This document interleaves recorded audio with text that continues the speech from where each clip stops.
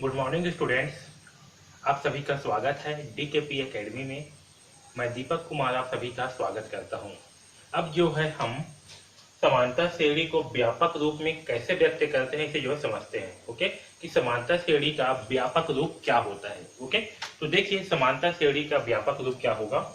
यदि समांतर श्रेणी में प्रथम पद व सर्वांतर दिया गया हो। ओके, अगर हमें जो है सर्वांतर श्रेणी का प्रथम पद यानी कि पहला पद और उसका सर्वांतर यानी कि जो दो श्रेणी है, मतलब जो श्रेणी है उसके जो पहला पद और दूसरे पद, इसी प्रकार से दूसरे पद और तीसरे पद।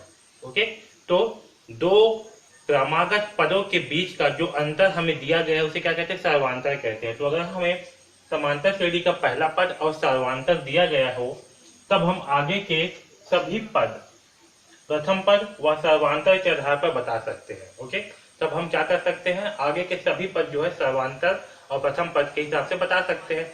जैसे कि हमें प्रथम पद दिया गया है 5 और सर्वांतर दिया गया है 2। ओके, तो हम इसके आधार पे क्या कर सकते हैं, आगे का जितने भी पद है सबको बता सकते हैं।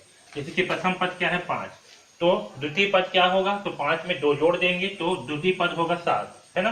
फिर 7 में 2 जोड़ेंगे तो आएगा 9, ये होगा तृतीय पद। फिर 9 में 2 जोड़ेंगे तो आएगा चतुर्थ पद। फिर 11 में जो 2 जोड़ेंगे तो आएगा 13। इस प्रकार से हम क्या कर सकते हैं, अगर हमें प्रथम पद और सर्वांतर दिया गया है तो हम आगे के सभी पदों को प्रथम पद और सर्वांतर के आधार पर बता सकते हैं। ओके, समांतर श्रेणी का दूसरा पद पहले पद में सर्वांतर डी जोड़ने पर मिलेगा, है ना। जैसे कि आपका पहला पद ए है और सर्वांतर डी है, तो इस समांतर श्रेणी का जो दूसरा पद है वो आपको क्या मिलेगा, प्रथम पद में सर्वांतर को जोड़ने पर, यानी कि सर्वांतर 2 है तो इस 2 को प्रथम पद में जोड़ने पर हमें क्या मिलेगा, द्वितीय पद मिलेगा। इसी प्रकार से द्वितीय पद में सर्वांतर को जोड़ेंगे यानी कि 7 में 2 जोड़ेंगे तो हमें क्या मिलेगा, तृतीय पद मिलेगा। और इसी प्रकार से आगे के पद जो है मिलते जाएंगे। ओके, इसी तरह ए प्लस डी में डी जोड़ने पर तीसरा पद प्राप्त होगा। ठीक है, तो इस प्रकार से हमें क्या होगा, एक समांतर श्रेणी का क्रम जो है आगे मिलते जाएगा। ओके, जैसे कि अगर पहला पद ए है तो दूसरा पद क्या होगा, ए प्लस डी होगा। ओके, मतलब ए में हम क्या करेंगे, सर्वांतर को जोड़ देंगे तो हमारा दूसरा पद होगा। फिर दूसरा पद में फिर हम सर्वांतर जोड़ेंगे तो हमें क्या होगा, हमें जो है तीसरा पद मिलेगा। फिर तीसरा पद में फिर सर्वांतर जोड़ेंगे तो हमें चौथा पद मिलेगा। ओके, तो इसे समांतर श्रेणी का इस प्रकार से जो पद हमें आगे प्राप्त होते जाएगा सर्वांतर जोड़ने के पश्चात, तो इस प्रकार से जो पद प्राप्त होगा, जो श्रेणी प्राप्त होगा, इसे हम क्या कहेंगे, समांतर श्रेणी का व्यापक रूप कहेंगे। ओके, पदों की संख्या परिमित होने पर, परिमित यानी कि निश्चित होने पर, जैसे कि अगर इसमें केवल 5 पद हैं, ये निश्चित है। ठीक है, तो अगर पदों की संख्या निश्चित होने पर उसे हम परिमित समांतर श्रेणी कहेंगे। जैसे कि इसमें यहाँ पास ये 5 पद है, ये क्या है आपका, एक परिमित समांतर श्रेणी होगा। लेकिन इसी के आगे अगर मैं यहाँ डैश डैश डैश कर दूं, यानी कि ये जो है अनंत तक जाएंगे, है ना। इस डैश डैश का मतलब क्या होती है कि जो है अनंत तक जाएंगे। तो इस प्रकार के समांतर श्रेणी को क्या कहेंगे, हम अपरिमित समांतर श्रेणी कहेंगे। आया समझ में।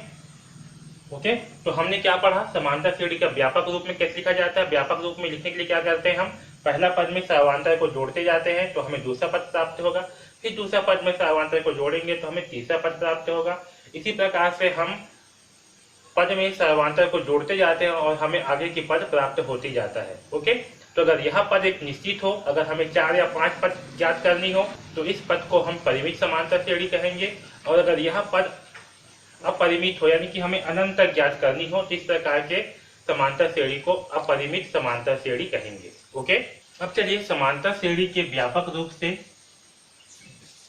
समांतर श्रेणी को व्यापक रूप में व्यक्त करने संबंधी एक प्रश्न को हल करते हैं। ओके, तो समांतर श्रेणी का व्यापक रूप का मतलब क्या है कि अगर हमें पहला पद दिया गया हो और सर्वांतर दिया गया हो तो हम बाकी पदों को ज्ञात कर सकते हैं।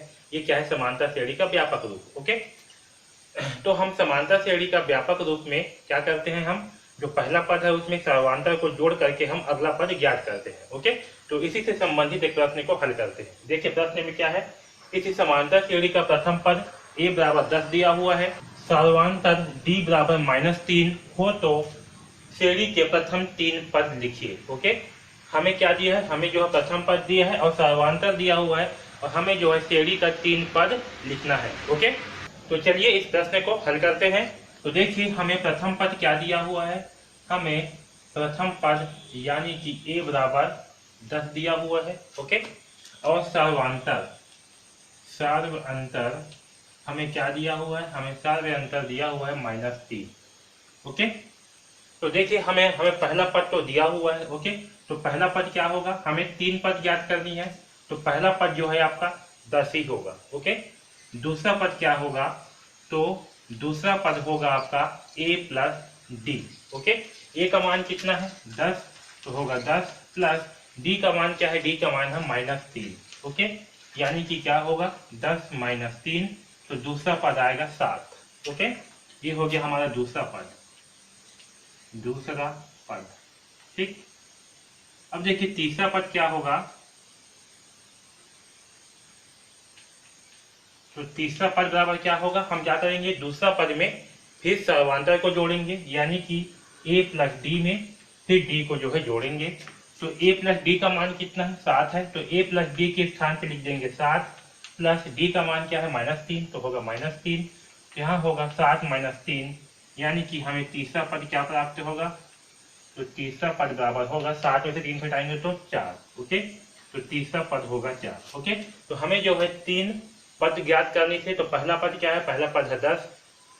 ओके, दूसरा पद है 7 और तीसरा पद है 4। ओके, तो इस प्रकार से हम जब हमें प्रथम पद और सर्वांतर दिया गया हो तो हम आगे की पदों को ज्ञात कर सकते हैं। ओके, आया समझ में। तो इस प्रकार के प्रश्नों को ऐसे जो है हल करेंगे। ओके।